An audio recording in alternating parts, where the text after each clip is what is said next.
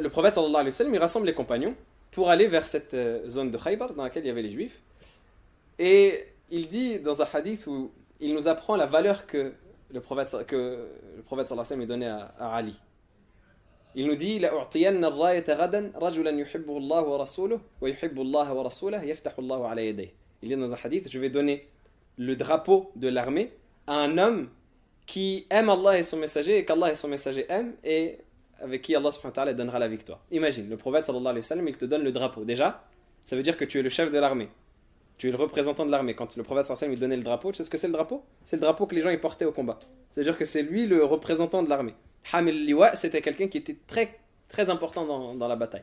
Parce que les Arabes, ils pensaient que dès que le drapeau est tombé, ça voulait dire que c'était signe que l'armée elle avait perdu. Comment tu sais si une armée elle a perdu la bataille ou pas? C'est que le drapeau est tombé. Et si le porteur du drapeau tombe, ça veut dire que... Justement, c'est pour ça qu'ils essayent de viser le porteur de drapeau en particulier. C'est symbolique, mais ça veut dire que ça y est, l'armée elle est finie. Il n'y a plus personne pour relever le drapeau.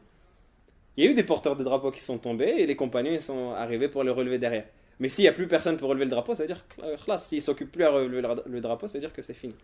Donc Ali ibn Abi Talib, c'était lui le porteur d'étendard. Mais encore, il dit qu'Allah et son messager aiment. C'est-à-dire Allah et son prophète aiment cette personne-là et lui, il aime Allah et son messager.